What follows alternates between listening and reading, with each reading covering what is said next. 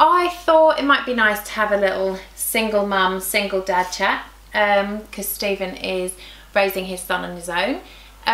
So we've got quite a lot in common, and we're quite often having a chat about the trials and tribulations of raising kids as a single parent. And there's lots of differences, aren't there, between being a single dad, being a single mum. How do you find it? Firstly, I mean, it's the biggest challenge ever that I've had to come across in my life. I think it's the hardest thing I've ever had to do. But it's the one that I enjoy. But being a single dad, I think, like you said, you take it for granted that, you know, if you meet someone in a park or even in the school, I've found it, that you can't necessarily talk to a lot of the time as single mothers that are there, or mothers, and to open up with conversations is quite hard. Yeah. I mean, I find it, obviously I don't know what it's like to be a single mother, but I think that it's harder being a single dad to do it because of that kind of opposite sex barrier. And like we said, like kind of most of the time it's the mothers in the playgrounds that, you know, so for me to go up to a mother and say, do you fancy going for a coffee, straight away people are thinking, hang on a minute, you know, when I was living up north, watch that one. when I was living up north, I found that, you know, I couldn't really just open up conversations when my boy was at school. And then when we decided to move and everyone found out, oh, you know, you should have just said, you know, we were just around the corner, or we, you know, but in my mind it was harder to initiate them conversations. People. There's not a wealth of single dads out there, so it's not like I can pick up the phone and say, you know, do you fancy going on a like kind of a boys play date? And you know, it's not really an option. There's not many dads that are there to do that, and I found it over the last 2 years is probably one of the biggest things that I've learned, is that it's very lonely. And primarily single mums taking the reins. Although we're all still fighting for equality, but at the end of the day, it's, you know, mums and dads have different roles, and it's, you know, there's physically different roles, and you've kind of taken on the parenting role, sort of mum and dad. 100%. And obviously having to get out and work and financially support you and Hunter as well, haven't you? And it's tough, and I guess from somebody in a military background, that's a massive thing to say this is the hardest job you've ever done. Well, exactly. I mean, you're kind of in the military, you're looking after yourself, and obviously the lads around you, but to have a little person that depends 100% on you all the time. And also in the military, you get some, like you touched on, in the military you get some time to yourself.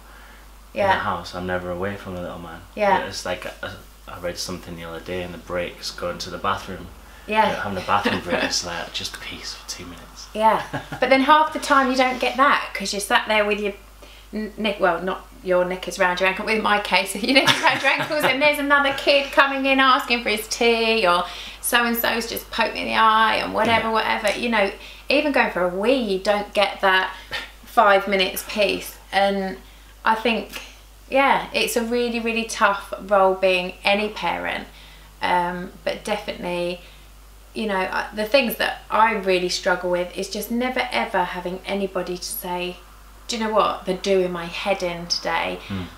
Can you just do bath time tonight? I need to get out of the house, I need to go for a run. And a lot of my friends have that moment where they can go to the supermarket on their own, or they can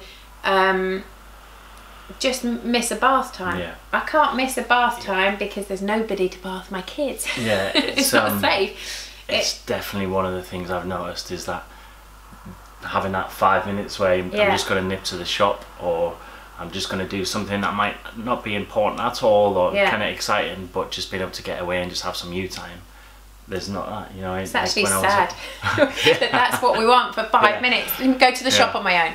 I've found with, you know, the kind of modern day of social media that people think by liking a post or commenting that's them being in your life, communicating, and it's the modern world we live in. But actually, when you look through and you kind of go back, how much time do we actually spend physically interacting with people and spending time? And, you know, and that's another thing that kind of, you know, it's the wider family as well. It's not real love. Those likes aren't real love. But talking about social media and things online, you've decided to do something quite incredible. So you've had a bit of a tough time, and you wanted to pull something positive out of it, and tell us about your app. So I've designed an app called Wheel, which it stands for World in Our Hands. It's a name that me and my boy came up with. So we essentially is a family social media platform, and it's kind of born from my childhood experiences and things that maybe I carried with me into later life, and insecurities, and then also my time as a single parent and all the things we've talked about. Yeah. So essentially Wheel is like any kind of fitness app that you use, whether it's a running or cycling app. In fact, I was using a well-known one when I came up with the idea, and essentially you're replacing your fitness goal for parenting goals. So it's a way of keeping yourself kind of bringing focus to not necessarily more time with your kids, just creating more focus on spending quality time with your kids.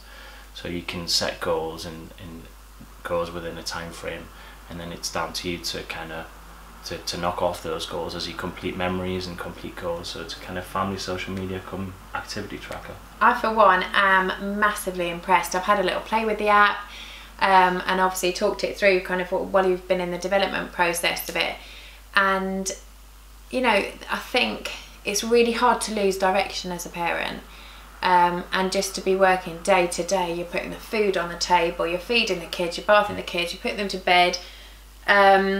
But in any other job that you do, especially one where you're responsible for people, you'd have long-term goals, you'd have short-term goals, you'd have a manager who would be having a look at your progress, who would be giving you appraisals. You just don't get that as a parent. And this is a way of managing yourself as a parent in a way, and having goals that are long-term, goals that are short-term, and also recording the achievements of you as a parent. Please do support us, and don't forget to click subscribe.